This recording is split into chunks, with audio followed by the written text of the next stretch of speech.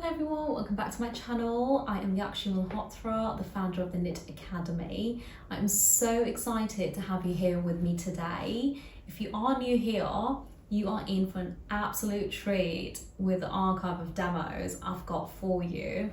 So I've got over 200 tutorials, yes, that's right, 200 tutorials up on my website called the Knit Academy if you are looking to learn the more technical aspects of knitwear. So we add demos every single month on there to help you out with learning more about knit, and the information I've got up there is not available anywhere. So we've got pattern cutting, we've got technical packs, we've got linking, we've got a whole archive of swatches to help you get started on your journey. So we've got a lot of beginners guides as well. So make sure that you go check it out. And finally, make sure you subscribe to this channel and show your support. Other than that, enjoy knitting. Okay, so we're going to start by doing a cable transfer in the center, okay, which is here.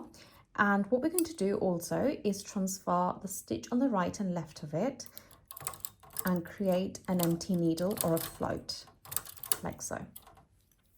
And now I'm going to take these two stitches on both sides and swap them around. Okay, so I'm going to move the right over to the left and the left over to the right.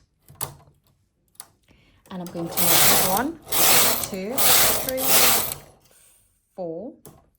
And I'm going to repeat that. Okay, so this time what I'm going to do is I'm going to go the other way around. So I'm going to take the left over to the right and the right over to the left.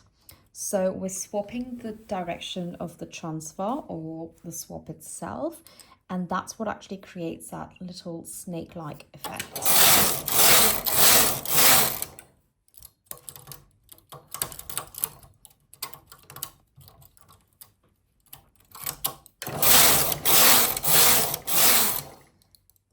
You can see how the transfer is going on the back.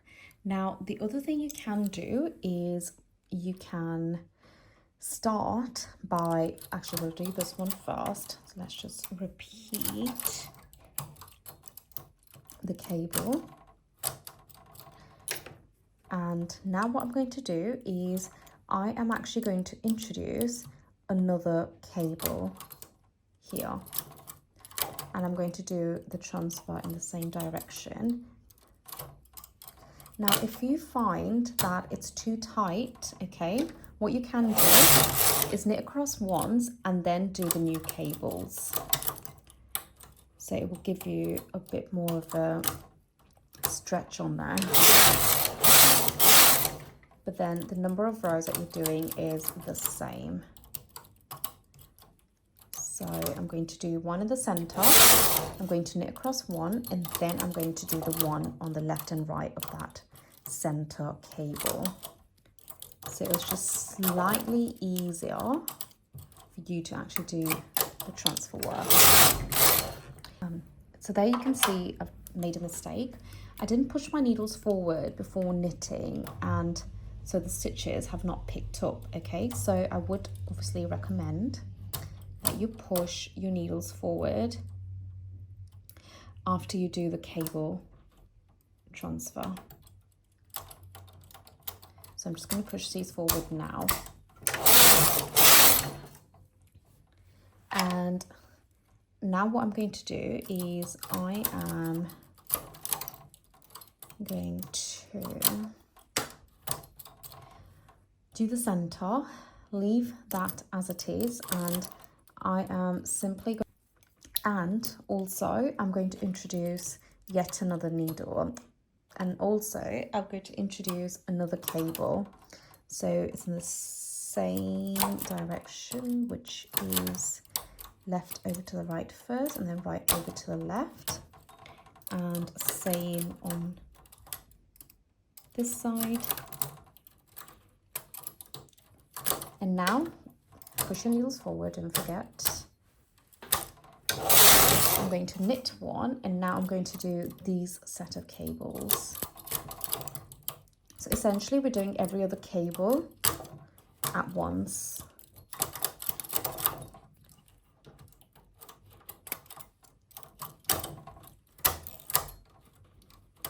Remember to push your needles forward. And you can see the pattern starting to form. Now, if you wanted to take this further, what you can do is you can start playing around by moving these stitches outwards. Okay, so you can move these center 4, so 2 on both sides, over to the right and left, so you can start to make it travel around your knit, and you can have fun with it. It might get a little bit confusing, but I would really encourage you to just kind of play around with having them travel around instead of just keeping it like a straight design or a pattern. And honestly, when you start to just move around within your knit, especially with cables, you can actually create something quite experimental and fun. So definitely do that. This is the outcome of that lovely swatch that we've knitted. And as you can see, what I was trying to tell you was how we've gone outwards to create this little shape. I haven't actually pressed this, which is why it's rolling in quite a lot. What you can do is come back in within the same technique, and if you make the swatch a lot larger than what it is, it will be a bit more prominent in regards to the shape. Now, this is that S cable that I've done, but again, you can actually combine different cables, so it doesn't have to be the same one. You can also make a few changes. So I did another swatch, and you can see it's a slightly different pattern. I don't think it's worked as well because of the yarn choice, and also I've made a couple of mistakes here. But you can really start to play around with that technique that I've shown you and create more of a pattern, more of a design, and take it a lot further.